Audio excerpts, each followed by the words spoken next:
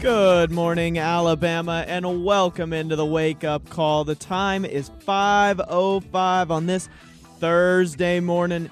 And, man, every single day, I keep thinking, nah, we're not going to have much to talk about tomorrow. We've hit the big news topics. There's no way that something else crazy is going to happen.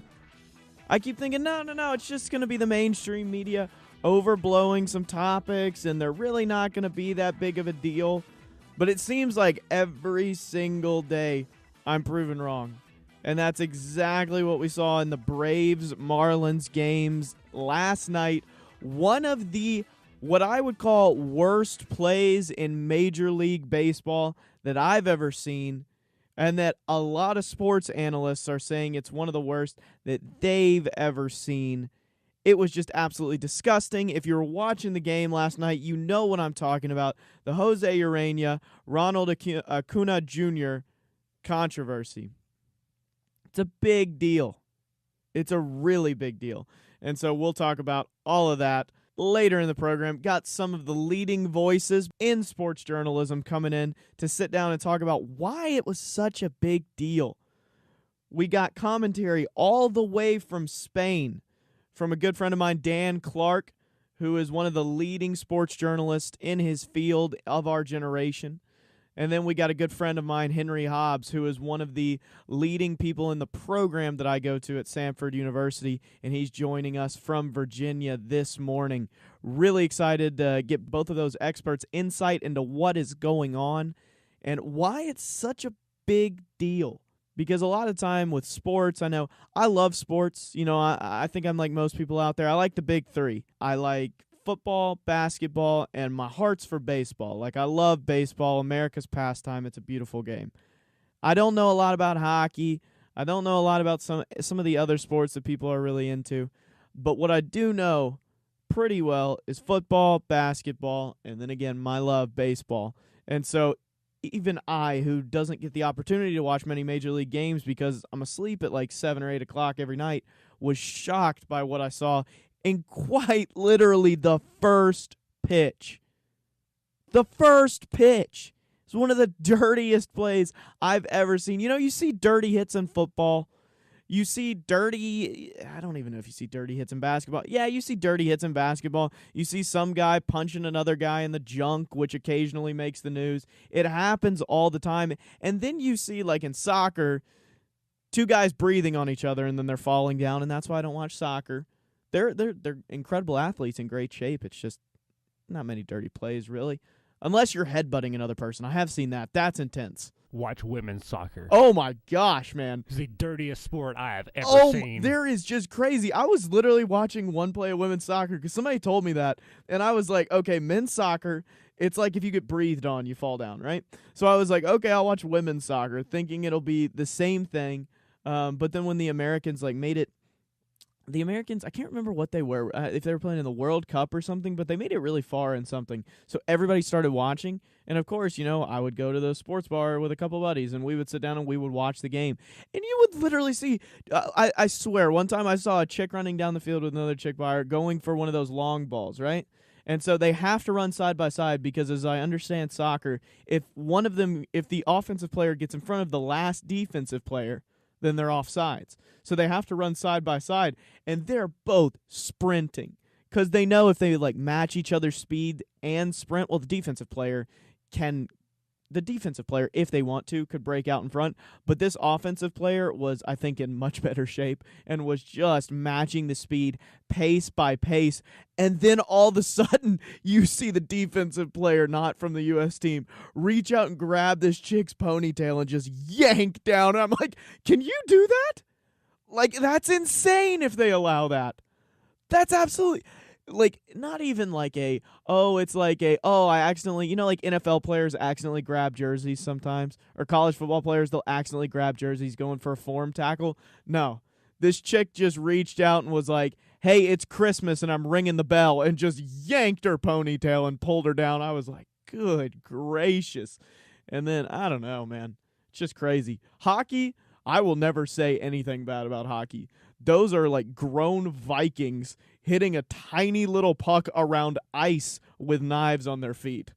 That's a sport where if I played, I'd die quickly. Have you ever watched lacrosse? Sometimes, like, I can't get into it. Some people like lacrosse, some people don't.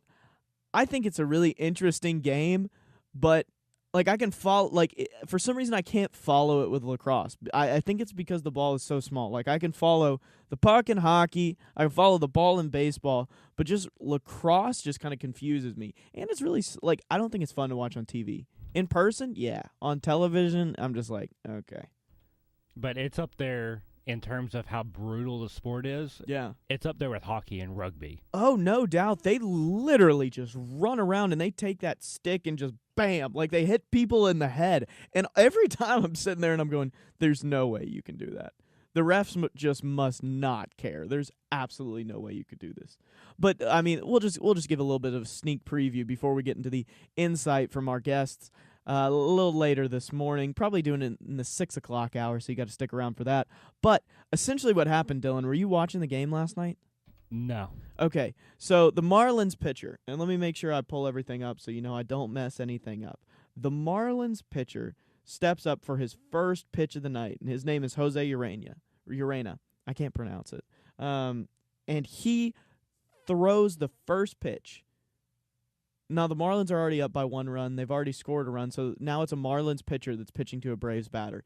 And there's this guy named Ronald Acuña Jr., and he has been on fire lately. Like, he's breaking MLB records, or was about to, because it says Acuña Jr. has 5 straight games with a home run and 3 straight games with a leadoff home run. Unheard of. 5 straight with a home run, like, that's impressive. But I think there's been people that have like done that before, but 3 straight with a leadoff home run, unbelievable. So he's leading off the game for this pitcher, right? He's not leading off the game per se, but he's leading off this pitcher's game. So this pitcher, José Ureña, steps in. Ureña usually throws around 90, 95, 97.5 mile an hour fastball. It's like 4 to 6 feet away from the strike zone, hits Acuña Jr. in the elbow, going 97.5 miles an hour. One of the Braves' best batter is out for the game because they're just not going to risk it. A, what if he gets hit again? B, they have to go evaluate him because think about how fast that is. When you drive a car on the interstate, you're driving 70 miles an hour. Add 27.5 miles an hour to that. That's how fast that ball was going. And it hit him in the elbow. Can you imagine? That's your funny bone? Ain't nothing funny about that. I'd be surprised if his arm isn't broken. I know. I think that's what they were worried about. They literally, I mean, it's crazy because oh man, the scene that just unfolded after, which we'll get into why it's significant later in the program again, but he threw the pitch essentially. It hit Acuña Jr. in the elbow. Of course, he starts not freaking out in pain, but he basically is like jogging down the first baseline, bending over, grabbing his elbow. And then this pitcher, this guy that was eventually ejected from the game after that play and should be suspended, in my opinion, he drops his glove and stares down the guy that he just hit with a 97.5 mile an hour fastball. And I'm sitting there going, okay, do you really think you're big for nailing a guy with a fastball? And the pitch isn't even like close. It's not like Acuña Jr. was hugging the plate and he hit him in the leg or something like that because he was a foot on. No, like I literally have a still that I put up on my Twitter that you can find at @J_Baylor Cook or just search Baylor Cook. And it's a still photo of how far from the strike zone the pitch was. Look at that, Dylan. For the listeners out there, tell them I'm not crazy. That's at least 4 to 6 feet off the strike zone. That's accurate, yeah. It's absolutely crazy. 97.5 miles an hour. One of the dirtiest plays I've ever seen in baseball. But, again, don't trust me. We're going to have our experts weigh in on it, and we got Dan Clark joining. Well, not joining. He's in Spain. He's enjoying vacation. So he sent us his insight. And we got Henry Hobbs joining later in the program. Both of them bringing their insight to the table. Really excited to see what they have to say. There's also some news topics we're getting into later in the program. Well, actually, after the next break. There's a lot of news topics. Alex Jones got censored again. Again. Twice. Not twice as in this is the second time, as in twice in like the past 48 hours. Again. Yeah, we have to talk about Alex Jones again, Dylan. Dylan's rolling his eyes. Ladies and gentlemen, it is a crazy time in the news cycle right now, and we'll talk about why specifically you don't want to miss this. You're locked into the Wake Up Call right now, live from your Call KS Heating and Air Studios, Alabama license 11120. This is the Wake Up Call.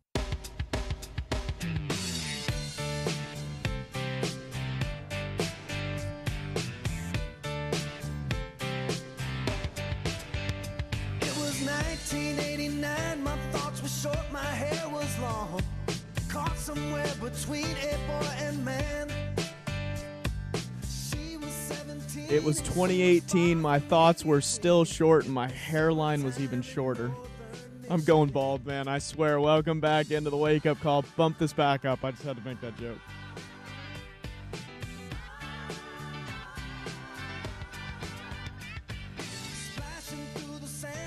I love this song. I could literally listen to all 3 minutes of this, and as long as I talk over it a little bit, we have no problem with copyright. Because as long as I'm commenting on the song, no copyright problem.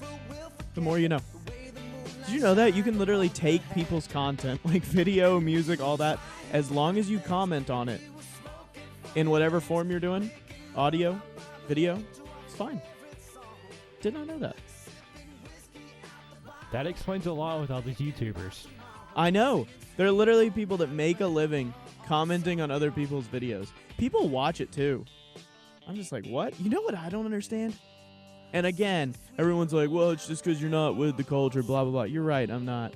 There is a bigger audience for watching people play video games than NFL football. There is a bigger market watching people play video games. That's crazy to me. So Dylan, you're a video game guy, right? I'm not at all, but you at least play some, right? Yeah. So can you explain that phenomena to me? Like why is that such a big deal? To me, it seems like the only time I'm watching anybody play video games is when I want to play one of the ones my friends is, and I'm sitting in his room annoying him until he lets me have the controller. So the thing about video games, yeah, you can take the exact same video game. Let's say, let's stay away from a Call of Duty real quick. Why? Because the reason you play Call of Duty is for the PvP, and that's no, we're not allowed to say that on air. PvP? Oh, what? I'm just playing with you. I don't know what that is. What is that? Player versus player. Oh, so first come off, on, Dylan. Talk to me like I'm a third grader. You got to break this down. I don't know the gamer terms. You got to tell me the terms. Okay, so in video games, there's two main groups of how you classify video games. There's PvP and PvE. Player versus player. Player versus everyone. Environment. Oh, that's not fun. It's essentially you playing against a bunch of characters that are coded into the game to act a certain way against you. Yeah. You're not playing against another physical person on the other side. Okay, makes sense. So PvP is a little bit different than PvE. PvE, you play for the story. That sounds really boring. It sounds that way, but for the most part, those kind of games, most of them are set up to where you only want to play them once, really. Mm-hmm. You actually just play them for the story. However, there are quite a few, like the Fallout games, the Elder Scrolls games. I'm sure you've heard of Skyrim. Yeah. Those kind of games, you can play it 100 times and not have the same experience twice. Okay. Because of how the games are set up. Because it's in what's called an open world. You've got this gigantic area that you can go wherever you want and interact with all of the coded in characters however you want. Yeah. Okay. So there's like so many different ways that you can interact with people. I'm pretty sure the different combinations are in the trillions. Okay, so One of those sounds far more entertaining to me than the other. But I don't understand why people will sit there and watch another person play a video game. So, or pay to watch it, because some of those services you do have to pay for. if you're paying to watch someone play a video game, you're on the wrong site, first off. Because there are so many free services out there that, like, it's all over YouTube. There's a site completely dedicated to it. It's called Twitch. Yeah. And the only reason that you should be paying to watch a video game is if you are voluntarily donating money to that streamer. But, like, I still don't get, like, what's the point? Like, what's the appeal? Like, why not go do it yourself? You know, not stream it, but why not just go play yourself? Why watch somebody else? There's quite a few things that I think falls into that. Like, for me personally, sometimes I don't have the motivation to actually be playing because it requires a lot more concentration. Or if... So it's something you can run in the background, essentially, while you're doing other things. Yeah. Okay. And most streamers will give commentary on what they're doing as well, or they're playing with one or two of their friends, and they will just be joking back and forth with their friends while they're playing. The main guy that I watch, he interacts with all of his all the people currently watching him on stream, because there's a live chat going on with the video. Yeah. And, like, you can interact with the streamer on a 2-second delay with how he has it set up. Yeah. That's interesting. I don't get it, but that's interesting.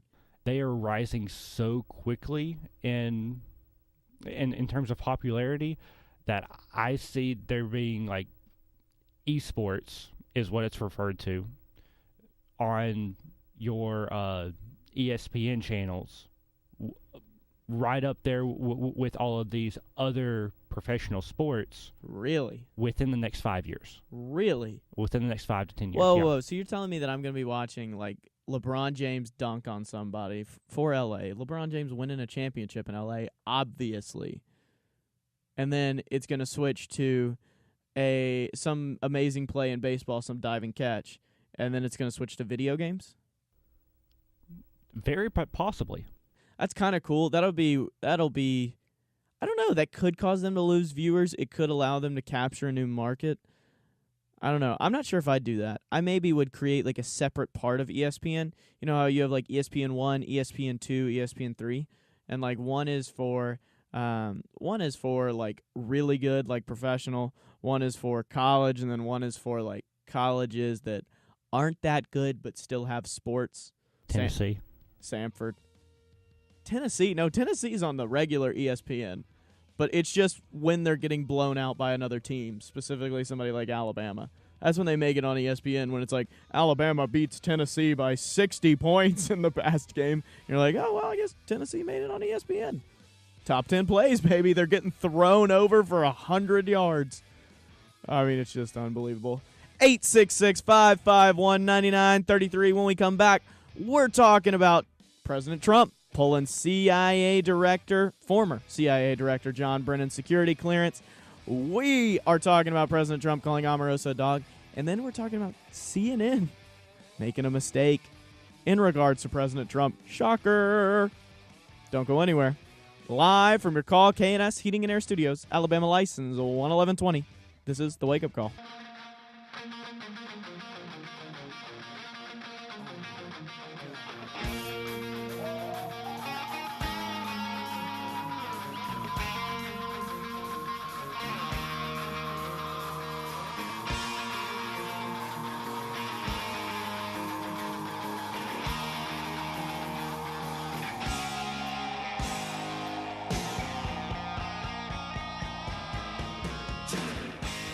Welcome back into the Wake Up Call, ladies and gentlemen. 5:35 on this Thursday morning. Hope you're doing good. It's Thursday, right? Yeah, it's Thursday. Had a little bit of a brain fart there, but we'll be okay. All right, so before we went to the last break, we were talking a little bit. Somehow we got on video game sports and, well, video games and how Dylan expects them to be on ESPN. Now, here's my thing. Right, I want to talk about this for just a little bit more, and then we'll move on to the news, because I do have something that I think is like it's confusing to me about it. So I get it that it's like a skill, right? The video games are a skill, but I don't like it being called a sport. Just like I don't like poker being called a sport and bowling being called a sport. Like here's my theory of a sport, right? And tell me if you disagree with this. My buddy's a professional bowler. I love him to death. He's really good at what he does, but he tells me he's a professional athlete, and I say, no, you're not. And he's like, well, why am I not? I'm saying, look, if you can eat while you're playing, that means you're not a professional athlete. That means it's not a sport, in my opinion. Because when I think of sport, I think of like high intensity, quick movements, and you're always on your toes. Something like that. And then there are like skill games, right? Or activities that require skill. I think that is something like a poker, because you can't just go and play poker and just get lucky, right? There's a lot of strategy to poker if you're really good at it. And the same goes with bowling. It's a skill game, and I think the same goes with video games. But that's why I'm not sure. Like, I would definitely watch probably video games over poker and bowling on ESPN, but I think like those are 3 skill games and not sports, and so I don't think they should be on ESPN. Maybe a separate like entity for them, but I don't know. I want to know your thoughts on that. So, as far as video games, there are several different classifications as to what type of game these are, and some of them, like the Call of Duty and the Halo, I will admit, like those are just skill. Yeah. However, some of these other games, like there is League of Legends is the best known one. Okay. There are so many different characters that all have different skills, and you have to know the matchups between the character that you're playing and between everyone that it's good and bad against. And that's why I say it's like poker, because you have to know essentially like what the other guy's hand is, what the probability of you winning the pot is, things of that nature. But it's like, I'm not sure if I'd call it a sport. I wouldn't put it with poker because it's actual game knowledge that you can know. Yeah. Like, you can definitively know all of these matchups and how to play around other characters. Yeah. And working with members of a team, similar to other team sports like, say, football or basketball. I was about to say, so it's similar to like a football where you would watch film, right? Like Saban brings the whole team in, and he's like, you need to watch film over X, you need to watch film over Y, and you need to watch film over Z because you need to know those matchups going into this week's game. Yeah. Something like that. Yeah. And these people who professionally play these video games, they are almost constantly playing the games, trying to get better, trying to learn these new characters that come out every month or every 2 months, depending on the game. Now, the phenomena that's weird with that, and again, I wasn't trying to get into the conversation, but we're here, why not? Those guys are all, like, skinny. And that throws me off because, like, I'm expecting to be, like, what the stereotype was for a while. Like, not if you play video games casually, right? Or if you play them even every day. But if you're, like, obsessive and that's all you do, I'm expecting, like, a 400-pound dude in the bottom of mom's basement. You know what I'm saying? But I've seen the guys that do, like, the streaming and that are making millions of dollars doing it a year. And they're, like, skinny, really in shape guys, and they're not blind. Also, I feel like if you're staring at a television for, like, 7 hours a day, I feel like you'd go blind. But, I don't know. Well, once you get to the point of playing that often or trying to play professionally, you end up figuring out how to control the lighting in your room, the lighting of your display, to prevent that. So they rig up mom's basement. I'm kidding. That was just basement, office, whatever. Yeah. I was about to say, there are guys that have offices because, again, they make millions of dollars doing this. Just a little joke. It's just a little joke. I wouldn't say millions unless, like, you're the owner of a game company. Nope. I looked up the statistics on it because I was like, there is no way that these people are bringing in more than professional football. Like, I thought the article was just wrong. I Googled it and looked at their ad revenue projected over a given year. Millions. So I'm thinking, man, I'm going to start getting in video games and going off of the radio where the FCC isn't monitoring me, right? And I'm just going to get, like, vulgar and crazy, and I'm going to start making millions of dollars. The problem with that is right now the market is so flooded that it's really hard to get into it. I did see that because when I searched it on YouTube to see what it was, and you have the top ones, which there's some guy named Ninja who's apparently really famous. He's the one I heard about in the radio interview I saw. It was this guy named Ninja, but then there was this other guy that was named Tomboy3342 who's streaming and has a mask over their face and gets maybe 25 views, but somebody like Ninja gets millions of views. And I'm sitting there going, that's insane. But I did the math because, analytical guy, and I get when I get really interested in something, it becomes tunnel vision and I want to learn everything about it. So with YouTube, I believe, if I'm remembering correctly, which is what a lot of these people stream on, that's one of their main platforms, is 1 million. It's not Twitch. I know Twitch is the main one, but YouTube's the easiest to monetize in theory. So YouTube, for every 1 million views, you typically get around $1,000. Or that's how it was at the time when I watched this video, which was probably 2017. So it could have changed. So for 1 million views, you get $1,000 in ad revenue.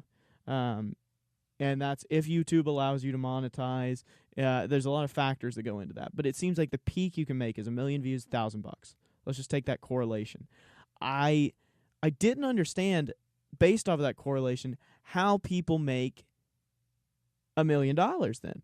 Because I did the math. I'm like, okay, say you put out 100 videos, they all get 1 million views, you get $1,000, $100,000, right? Still really good for just making videos. And consider that over the course of a year. 100 videos in 1 year playing these games, it's not hard. That's one every 3 days, roughly, give or take.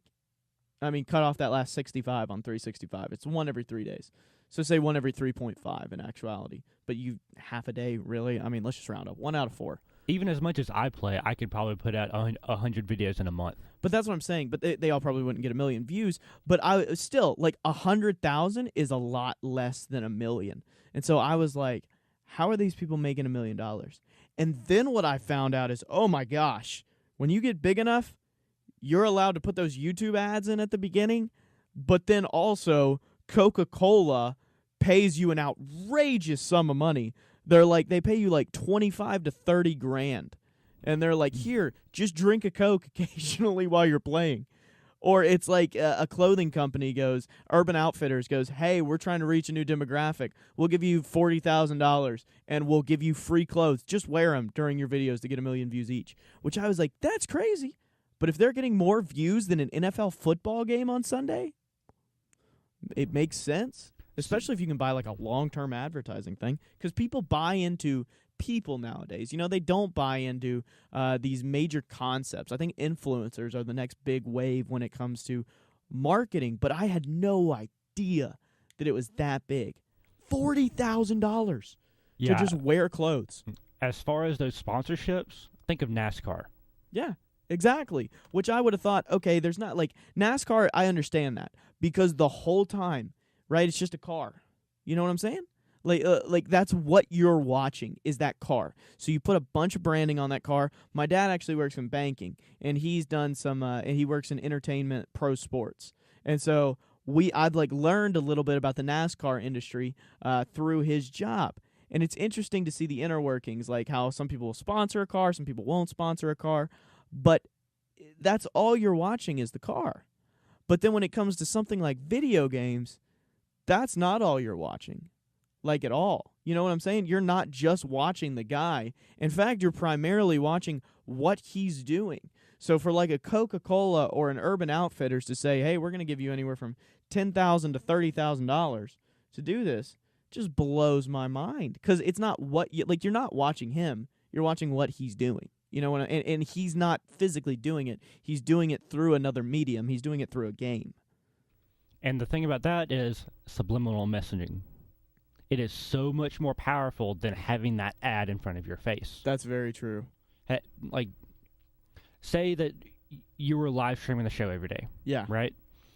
If you were to just, never talk about it, but you just have a Coke with you every day, that you're just always sipping on a Coke. Yeah. That is so much more powerful than just talking about Coke Yeah. with them sponsoring you. The people who like you and enjoy watching you and watch your show every day Yeah. will be much more inclined to go and drink Coke themselves, Yeah. according to a ton of studies. Which is just absolutely crazy. But I mean, I've seen it in my life. Like I've watched. I like watching food videos and like other food, not making videos, but like testing. Like there's these cool guys where they go out and they try at every single price point, right? Like they say, okay, today we're doing this type of burger, and we're gonna do it at like $5 a burger, $20 a burger, and like $200 a burger. So I think that's cool. And then, of course, I can only afford, being in college, the $5 burger. And so I watch it, and they go and they get the Wendy's bacon cheeseburger or something, and I'm like, well, guess where I'm getting off my butt to go to while I'm watching them, like I'm driving and watching them try the $200 burger. If we have any police officers out there, I'm not doing that, promise. But you know what I'm saying? Like I'm listening, and it's a $200 burger, and they're trying it, and they're like, well, this just tastes just like the Wendy's burger. And I'm like, oh, yeah, that's right. I'm getting a steal. See you, Wendy's on 280. I'll be there shortly. I mean, I don't know. It really does. The subliminal advertising has a big impact, and I just didn't know there was that much that went into video games. So when I saw that, I knew you played video games, and so like I knew you weren't like one of these people that does it religiously. But I was curious if you knew about that industry, because you tend to know a lot of stuff about tech and video and all that type of stuff. Yeah, I follow the video game industry at least somewhat. Yeah. Really just whenever I don't have anything else to do. No, like seriously. Yeah. When I don't have anything else that I need to be doing, like when I'm not at work, when I'm not working on my pool, when I'm not in class, I'm doing something with this industry. Like usually just watching a few people that are completely immersed in it and they're fairly big. Yeah. And that's how I keep up with that side of things. I mean, it makes sense. I mean, it's something that it would. I mean, if you got free time, like I don't like looking at I do like looking at politics in my free time, but it's not all I like to do. Like I like watching those videos because it's like kind of an escape. I feel like when you have a job in a certain area, right? It's an escape to be able to go look at something completely different that's not in your realm of study.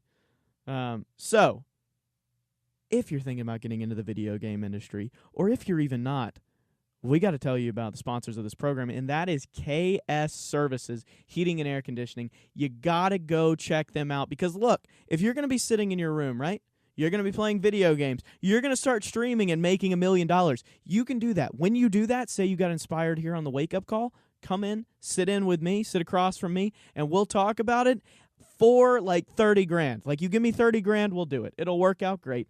But while you're doing it, you don't want to be sitting in a house where it's 97 degrees outside, so it's like 100 degrees in the house. No, you need to check out my friends over at KS Services, Heating and Air Conditioning. They will hook you up. They will get everything right, whether you're looking for emergency maintenance, whether you're looking for just a regular checkup on your heating or air conditioning. KS Services is the way to go. Look no further, www.callks.com. Again, that's www, like George W, www.callks.com for more info on that. And when you go see him, tell him Baylor from the Wake Up Call sent you.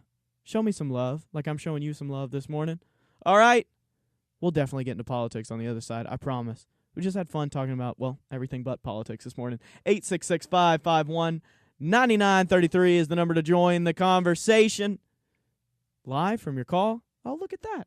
Call K&S Heating and Air Studios. Alabama license 11120. This is the Wake Up Call.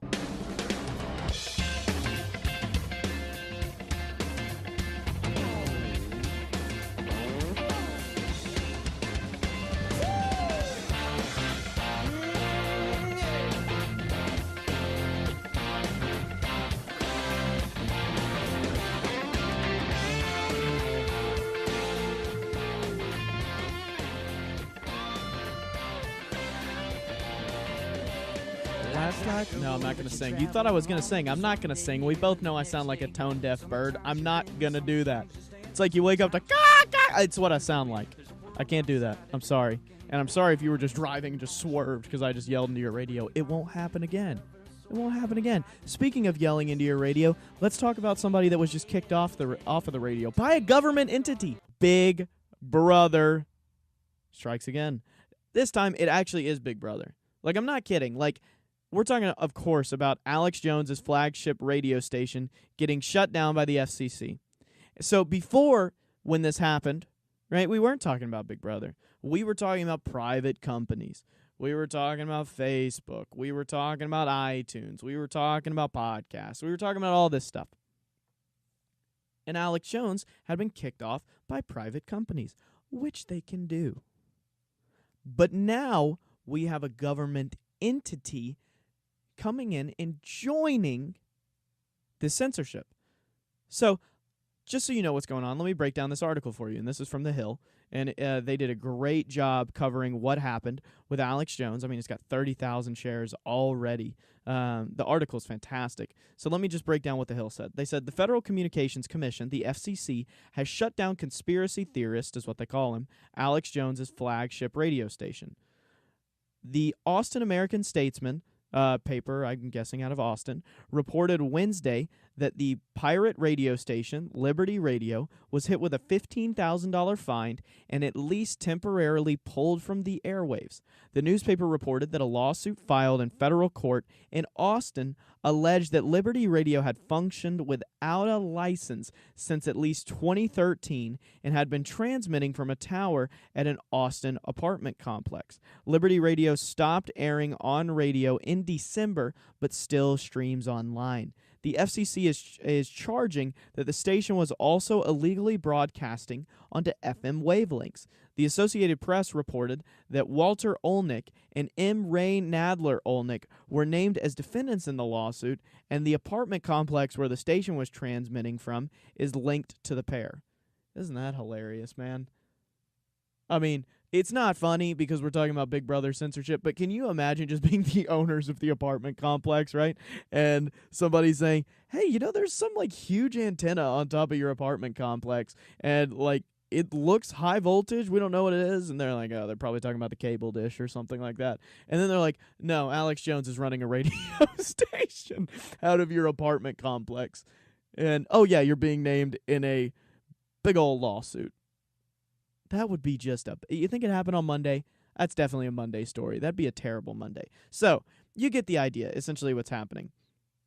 And so this is just another move of censorship against Alex Jones. So people say, okay, the FCC, haven't really heard of them, that seen them in some satirical shows, but what are they? So the Federal Communications Commission is the FCC, and this is straight from their website. It says the Federal Communications Commission regulates interstate and international communications by radio, television, wire, satellite, and cable in all 50 states, the District of Columbia, and U.S. territories. An independent U.S. government agency overseen by Congress, the Commission is the United States' primary authority for communication law, regulation, and technological innovation.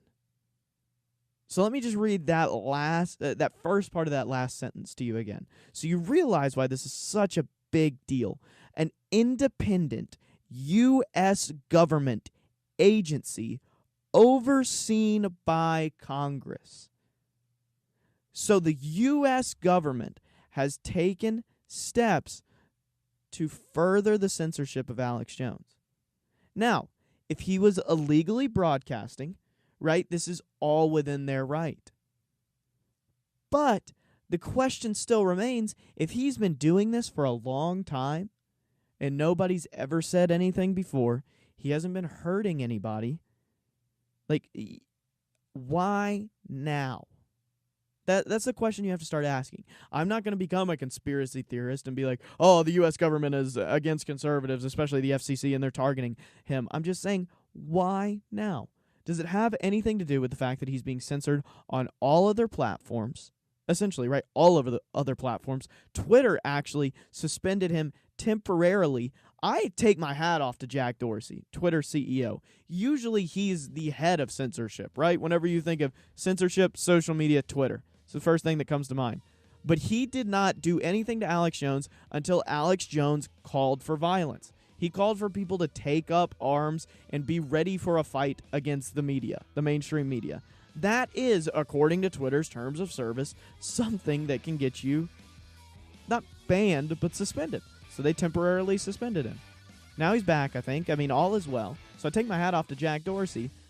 But with this FCC thing, you have to wonder, what's the real story? Is there something else going on behind the scenes? Because if nobody had brought this up before now, is this the U.S. government getting involved in the censorship of somebody with outlandish views? I mean, it's really something to think about. 866-551-9933. That's the number to join the conversation. Live from your call, K&S Heating and Air Studios, Alabama license 11120.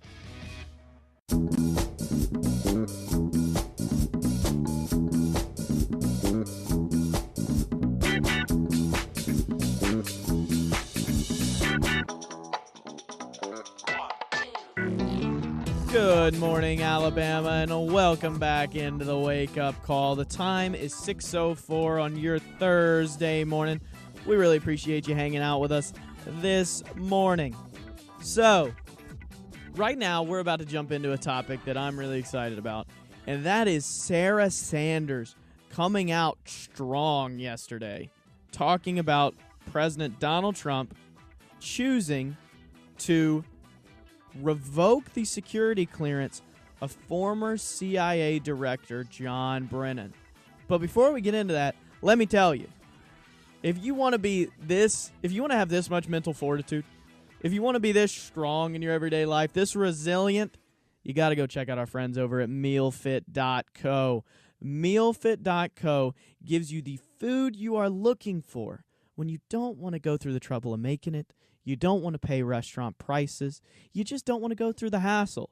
That's why you go check out my friends over at mealfit.co. They're fantastic. I eat MealFit almost every single day. It is amazing. They have gotten me back in a healthy eating kick because, look, y'all know me. I'm a college student. I'm the type of guy that will actually burn oatmeal. Like, somehow, I'll burn soup.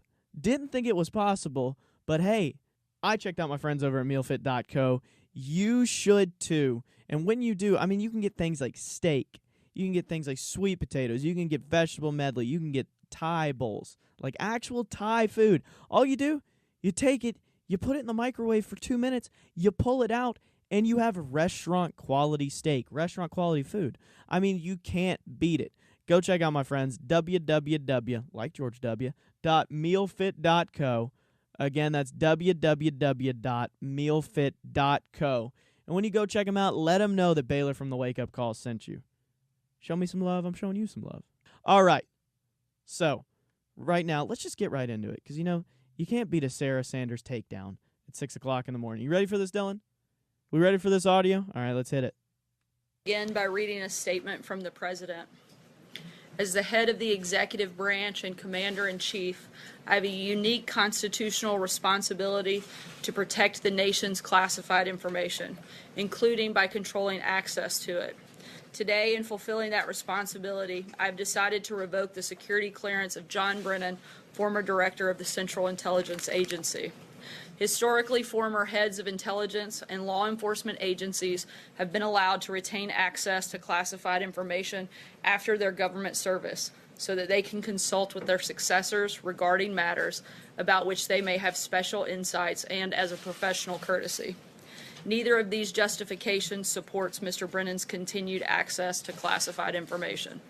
First, at this point in my administration, any benefits that senior officials might glean from consultations with Mr. Brennan are now outweighed by the risks posed by his erratic conduct and behavior. Second, that conduct and behavior has tested and far exceeded the limits of any professional courtesy that may have been due to him. Mr. Brennan has a history that calls into question his objectivity and credibility.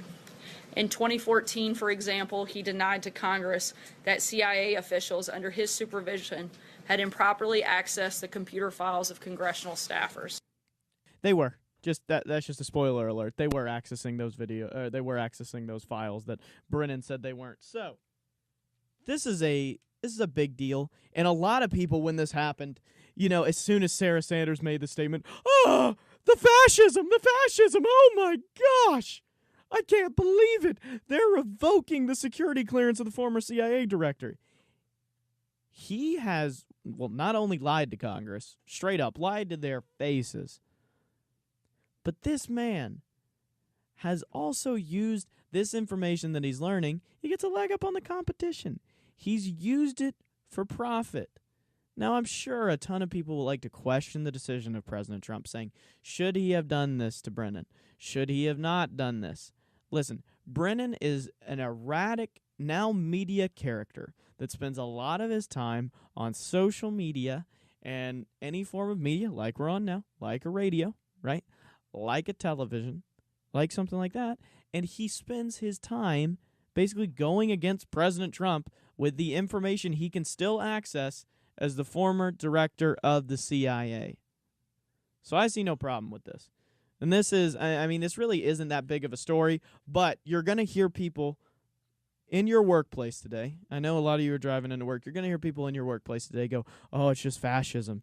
Him taking away, this is just the first step to a dictatorship. Them taking away former CIA director John Brennan's security clearance. It's a step towards an authoritarian government. No, it's not. Calm down.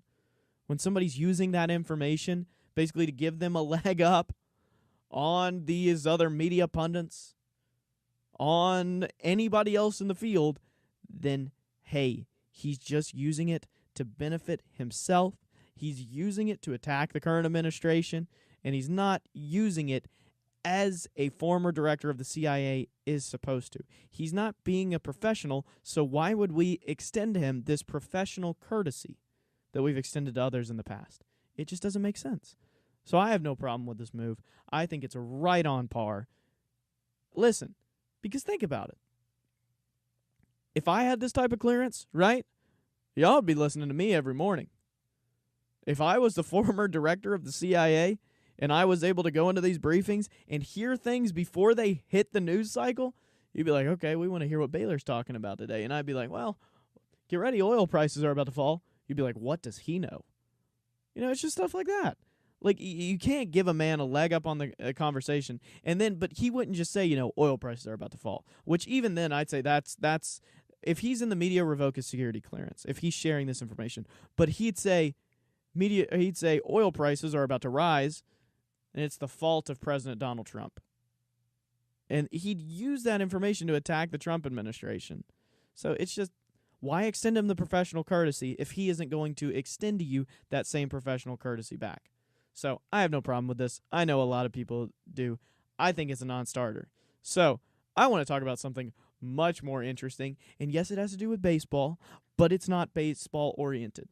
Does that make sense? It has to do with it, but it's not oriented around baseball. I want to see what you think about this, Dylan, because this is another tech topic. We have a tech-heavy and sports-heavy show today.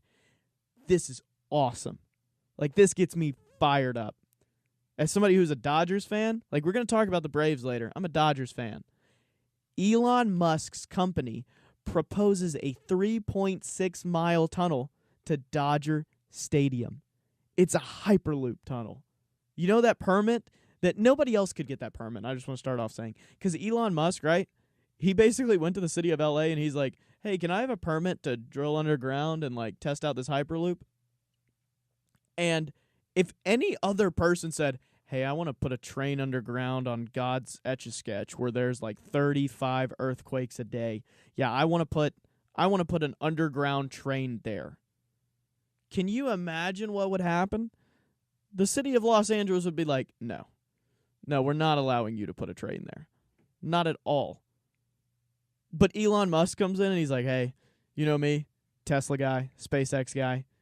Yeah, I want to put a train there. They're like, all right, show us proof of concept. He builds, what was it, a 1.5-mile proof of concept, right? And now he submitted a proposal because it was successful, if I remember correctly.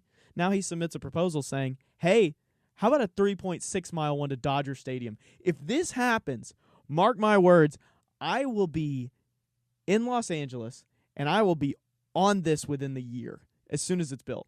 Like, that year, I'll be on it that year. Because this is cool, man. This is history. You know that Musk has proposed a few times now on different scales of a worldwide or sometimes nationwide Hyperloop. I'm all on board. Are you kidding me? An hour? Like, if I had to sit on a train to an hour to get from here to L.A., yeah. Hey, I'm feeling this restaurant in L.A. for dinner. Y'all okay with an hour wait? Yeah, I can make a reservation. As soon as we get there, we can walk right in. Oh, how am I going to do that, you ask? Oh, it's called a Hyperloop. It goes real, real fast. Yeah, I'm on board. Birmingham to L.A., like 30 minutes to an hour. That's incredible. What were you about to say? I cut you off. I've been doing that a lot this morning. I'm sorry. It's an amazing concept. Well, let me just read through. I love the name of the company, too. So I got to read this first bit of this article. And this is from the LA Times. It said Elon Musk's tunneling company on Wednesday announced a proposal to build a 3.6-mile underground tunnel to take fans to Dodger Stadium. If you've ever been to Dodger Stadium, you know the parking's horrible, so I'm already liking this idea. It says Boring Co. That's the name of the company. I love it. Boring Co. said that the proposed dugout loop would be a zero-emission, high-speed underground transportation system that would take fans from one of 3 Metro Red Line stations to a stadium in less than 4 minutes. 4 minutes. And you're like, okay, all right, $30 a ticket, right? If I'm getting on a metro station in LA, usually I'm waiting 30 minutes to get on a train because they're so packed, and then another 30 minutes to get to my destination. So we're going to get there in 4 minutes. So I'm going to pay an upgraded charge, right? Because usually you'd pay, what, $5 to get on the metro? I'm going to be paying an upgraded charge. Dylan, how much do you think this ride costs? Don't you look it up. That's cheating. I'm the only one that can look it up. How much that ride costs? Yeah. 4 minutes to Dodger Stadium. Extra 50 to 100 per ticket? $1. It only costs, in this proposal, $1 one way. And you said 3.6 miles? Let me make sure I get it right. Yeah, 3.6 miles in 4 minutes for $1. This man is nuts. He is the inventor of our time, and I love it. When I say nuts, I mean nuts in a good way. Like, when I say nuts about Nancy Pelosi, that just means she's off her rocker. When I say nuts about Elon Musk, it's because he goes, yeah, I want to go to the moon. And people are like, Elon, you can't go to the moon. What do you mean you want to go to the moon? He's like, I want to go to the moon. And they're like, you physically can't. He's like, oh, really? And then he goes to the moon. Like, he makes a whole company surrounding going to the moon and putting things in orbit. I mean, it's just incredible. This is amazing. We'll get into all this and more on the other side. Hey, what is this? Oh, yeah, this is the wake-up call. Don't go anywhere. Live from your Call K&S Heating and Air Studios. Alabama license 11120.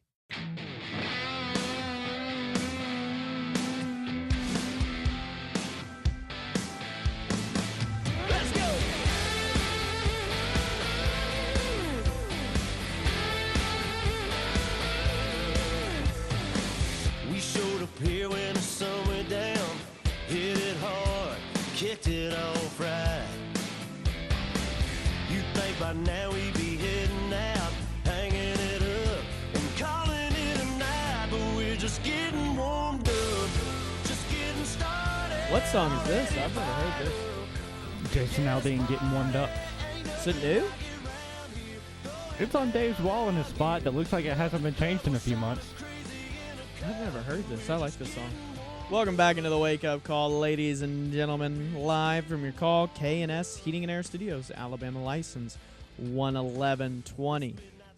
So we're talking about a little bit of everything. Look, we need to talk about what happened a couple days ago. I've been putting it off because it's a really controversial topic. A lot of people have really a wide variety of opinions on it, but we need to talk about it.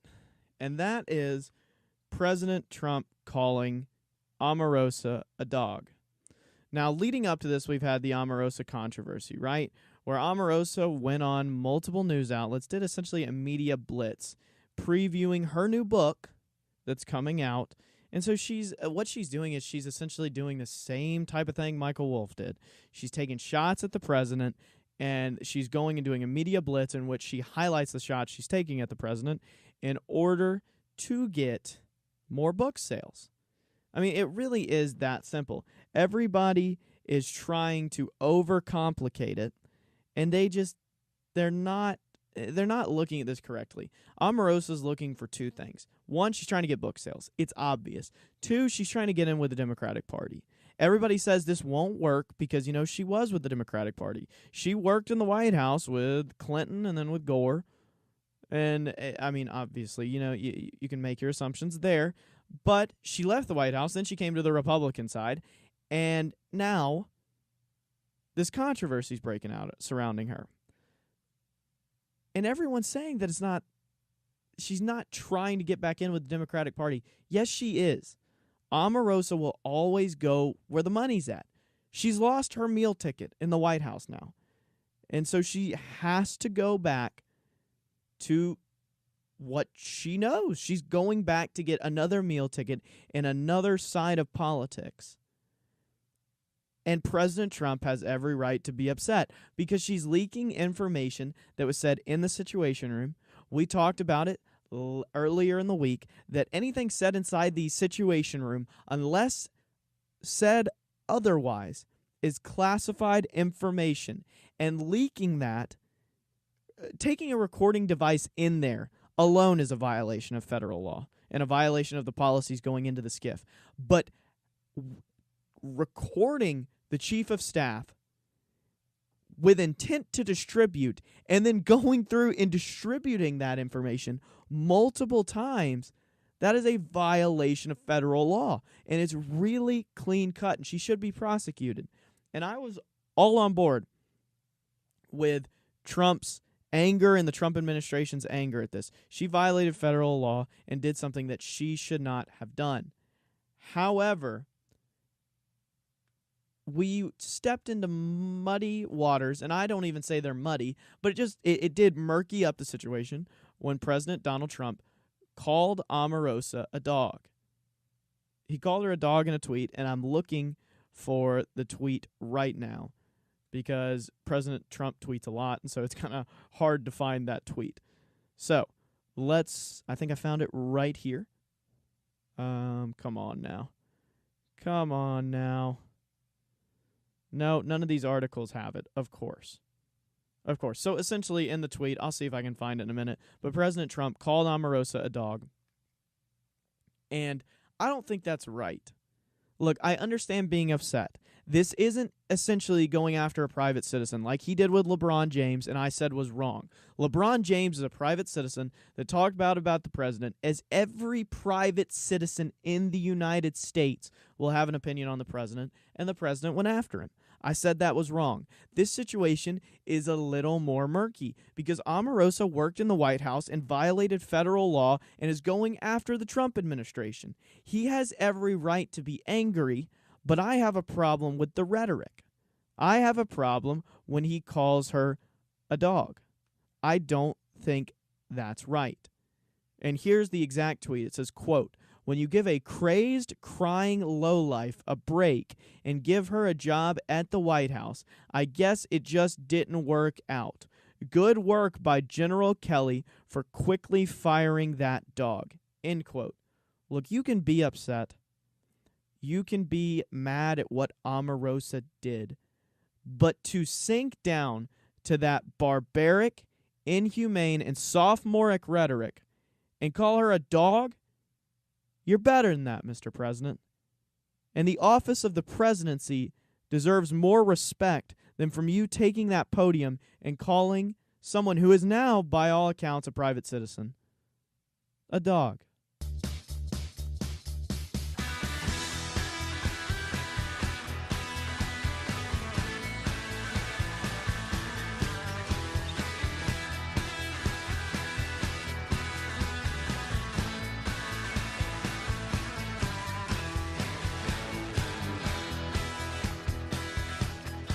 Welcome back into the wake-up call, ladies and gentlemen. 6:35 this morning.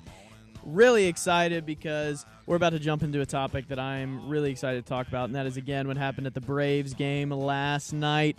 We've got some expert opinions coming in. We got Henry Hobbs joining us at 6:45.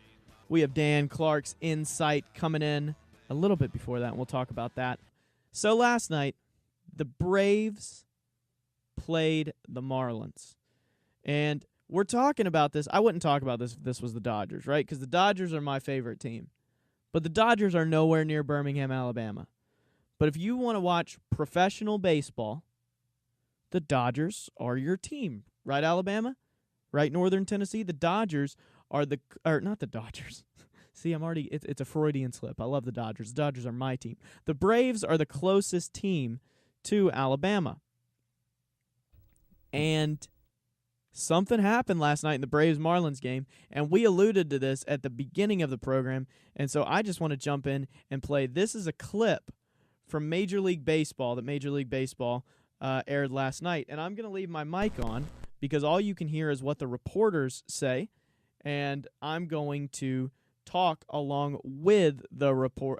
When the reporters are silent and there's basically a lot of cheering, I'm going to basically give you a play-by-play and tell you what's happening. So just so you know, José Ureña is pitching, and he hits Ronald Acuña Jr. in the first inning. And this is important because Acuña Jr.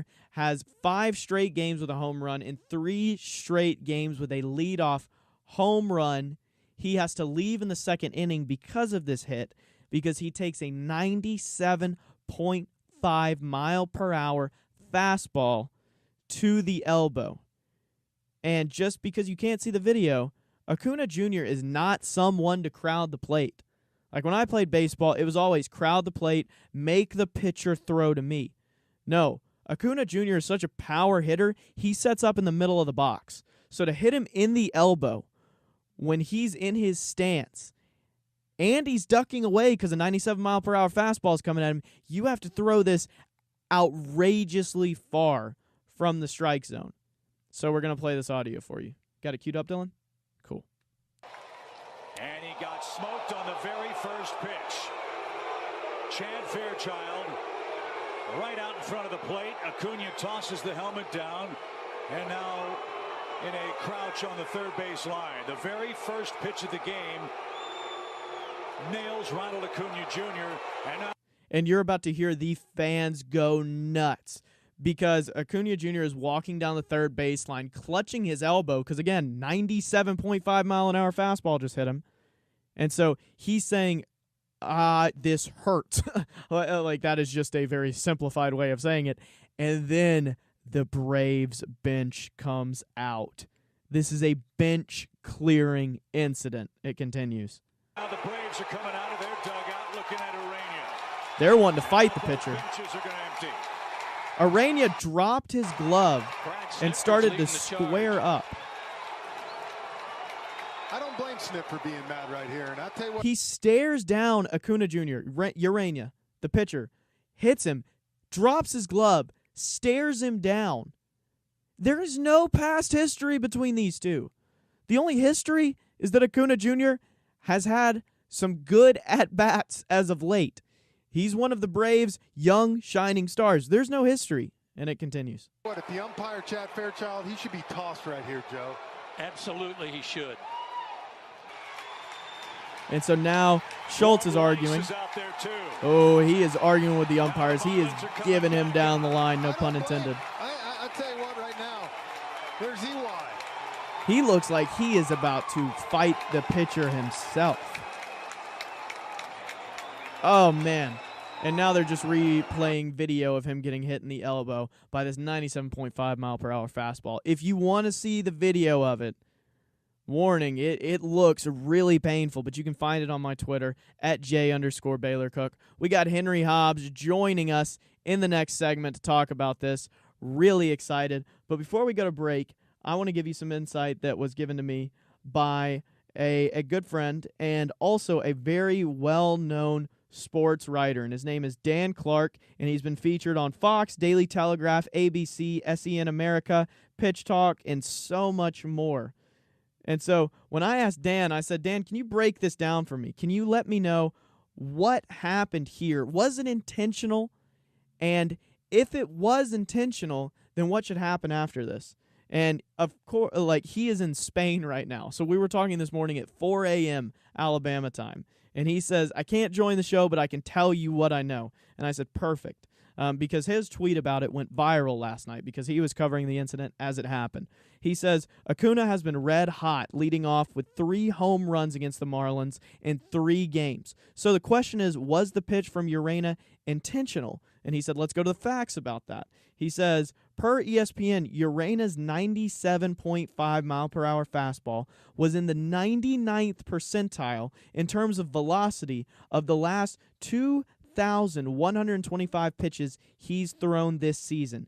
It was the fastest pitch he's ever thrown to open a game, and he has a reasonably low walk rate of 6.8%, and the major league average is 8%, so control is not something he struggles with. This suggests it's intentional. And then he goes on and he says, now this is also really important, is that Ureña is only the 4th starting pitcher since 1920 to hit the only batter he faced in a game. The others, Bob Shaw from 1965, Scott Ealerton from 2001, and John Lackey from 2009. It's been 9 years since this happened. They're claiming it's an accident. This is me talking now. It's been 9 years since this has happened. They're claiming this is an accident, and I'm just not buying it. And then I ask him what happens if it is intentional, and he said just on the what should happen in game, it's an unwritten rule that ejection from the game is solely at the umpire's discretion, and in this case, he deemed it to be deliberate and tossed Ureña. This is probably one of the worst plays I've seen in Major League Baseball, and I'm a baseball fanatic.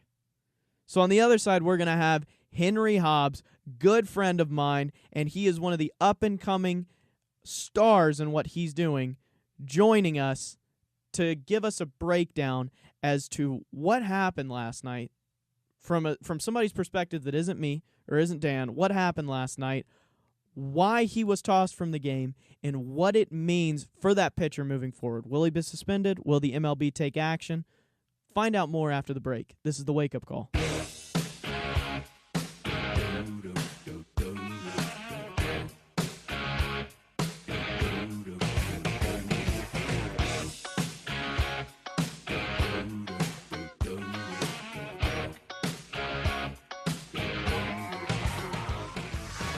Welcome back into the Wake Up Call, ladies and gentlemen. Really excited for this next interview we're about to have. We're about to have Henry Hobbs joining the program, and Henry's going to tell you a little bit about himself, what he does, why he can talk to you about this kind of stuff, and then he's going to break down what happened in this Marlins-Braves game last night. So we got Henry on line one. Henry, how you doing this morning? Good. Thanks for having me on today, Baylor. Thanks for joining us. All right, so appreciate you getting up this early. So before we jump into this, tell everybody who you are, what you do, and why you're able to talk about this kind of stuff. Yeah, so I'm Henry. I attend Sanford as well as Baylor. Business major. Grew up in sports.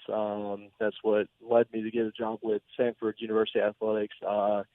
Doing a lot of marketing, social media. But during baseball, moved into a part-time PA announcer role. So it really got me rolling with the baseball team. So I've been involved heavily with Sanford's baseball team, especially with their historic run this past year, making it all the way to the College World Series. So you were commenting on this the whole way, right? You were the PA announcer announcing the games throughout all of this. So you saw all the action that happened through that. Yeah, throughout the year. Saw some pretty incredible things. That's awesome. All right, so let's just dive right in. So the Marlins-Braves game that happened last night, José Ureña just absolutely destroying Ronald Acuña Jr. with the blow to the elbow with a 97.5-mile-an-hour fastball. So what did you think when you saw this? My first thought was that, man, it really hurts because growing up playing baseball throughout elementary school, middle school, high school, I mean, I've taken my fair share of hits, especially in the region that he got hit. I distinctly recall one time getting hit with a 80-mile-per-hour fastball in the knee. And just at that, I mean, it's 20 miles an hour slower than what he got hit with. And, I mean, even then, I could barely walk. I mean, it took me out of the game immediately. So it's definitely one of the harder hits I've ever seen. Looks deliberate. I mean, but it's hard to tell. But his actions really made it seem like it was intentional. So that was my question is, so we heard from Dan Clark that the action looked deliberate, but in the game of baseball, how do you really tell if a hit is deliberate or not? Because, there are pitches that can get away from you. But, how would you break this down to see if this was deliberate or not? Well, it all really comes down to character. I mean, what do you do after the pitch? I mean, as a pitcher in high school, I mean, when I hit someone, there were times where it was deliberate. I mean, I won't admit that. But even then, you gotta show some sportsmanship. You've got to walk off the mound, check on the dude. I mean, it doesn't mean you're any less of a man to go check to see how a dude's doing, whether it's deliberate or not. But to sit there, take a step off the mound, stare him down as he's sitting there in pain, I mean, it makes it look deliberate. I mean, Ureña's had an issue with hitting batters. I mean, last year he was tied for the lead in the MLB with 14 batters hit. 14? 14 batters hit last year, and this year he's tied for second with 10 batters hit. Oh, my gosh. You saw him even hit September. So can you break down, is there any past relationship there? Because what I've seen from Acuña Jr. and Ureña, it doesn't seem like there would be anything to spark bad blood other than the fact that Acuña Jr. just seems like an all-around better player. Yeah, I mean, Acuña is a rookie this year, so obviously there hasn't been a past of bad blood between the two. I mean, it really just seems like a cocky pitcher who wanted to show him up. I mean, the dude's on a 5-game home run streak, and he tried to end it right there. But luckily, under Rule 9.23 in the MLB, his streak will remain intact because when he was hit by the pitch, it was his only at-bat of the game, so the home run streak still stands. Wait. So you're bringing some knowledge that I had no idea about here. So you're telling me, because he was tied for the record, right? Like in the history of Major League Baseball. So that record is still in play. Like he could still progress and break that record? Yeah. I mean, whenever he comes back, as of this morning, no injury's been reported. I mean, it's the day after. I mean, he's probably going to get it checked out at some point. But yeah, ESPN reported that under Rule 9.23 that because him being hit by the pitch was the only at-bat of the game, it's still intact. That's fantastic. I mean, yeah. That's absolutely incredible. So let's talk a little bit about these stats on this because you bring up what ESPN was saying. So they're saying this is in the 99th percentile for Ureña's speed in his last over 2,000 pitches. And that accuracy, he has one of the best accuracy rates in the league. And it could be because he has one of the lowest walk rates in the league. So tell me, when you hear those numbers, does it start to make you think even more that this was intentional, or is that just a coincidence? I mean, it could really go either way. As I said, as a pitcher, I mean, pitches get away from you. I mean, you can throw 20 straight strikes and still have one wild pitch. I mean, there are times when I've hit batters when I'm on a hot streak, and it really kills the game. But as I said earlier, it really boils down to how do you react to it. I mean, are you looking to fight? How he reacted after he hit him really looked like his intentional. He was trying to one-up him. He was trying to pull an alpha move on him. Yeah. It's like, hey, I just hit you. What are you going to do about it? Yeah.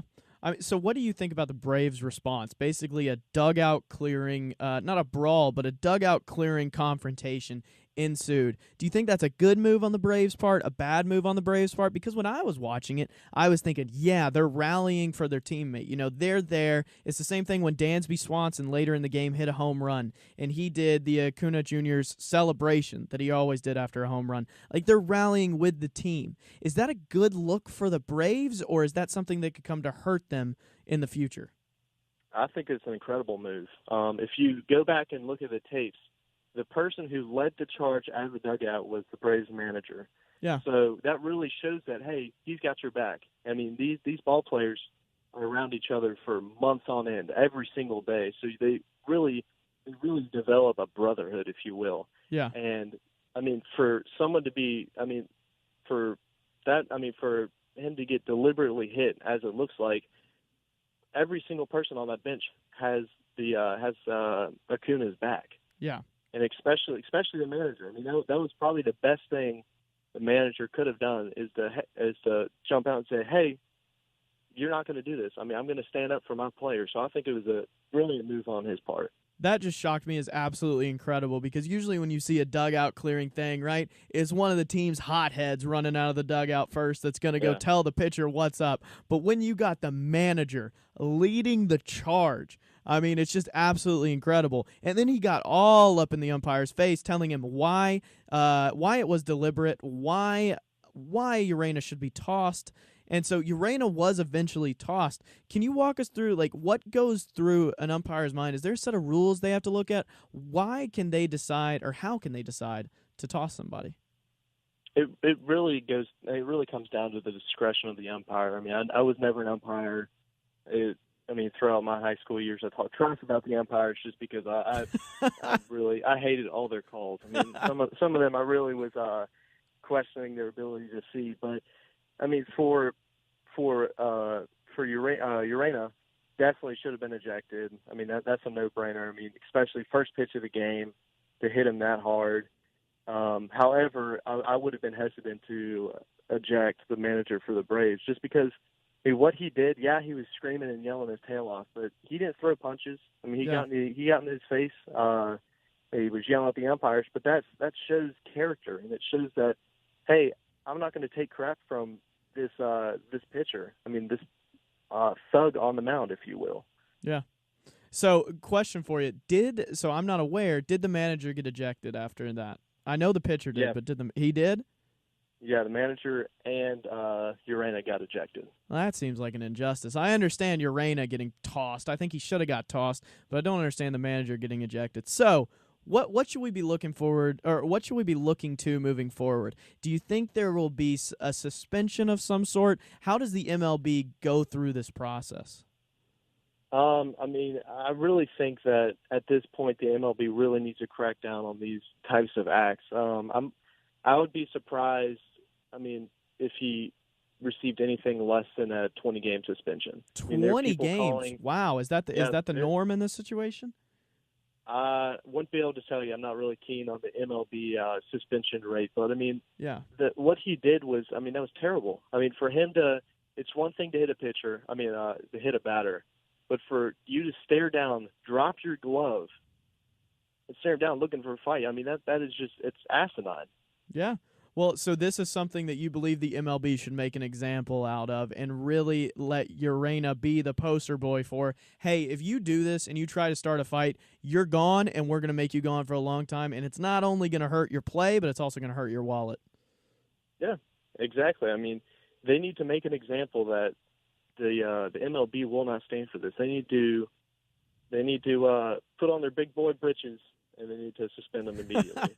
Well, Henry, always appreciate you taking the time out of your schedule to join us. Appreciate you joining us so early. So if people want to keep up with your commentary and all that you're doing, where can they find you?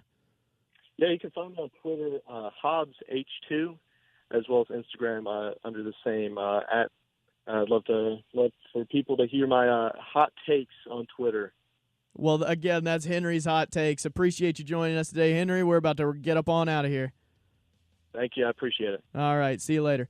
All right. So, again, that was Henry Hobbs breaking down what happened last night between José Ureña and Ronald Acuña Jr. in the first inning of the Braves game. One of the dirtiest plays I've seen in baseball. Suspend José Ureña.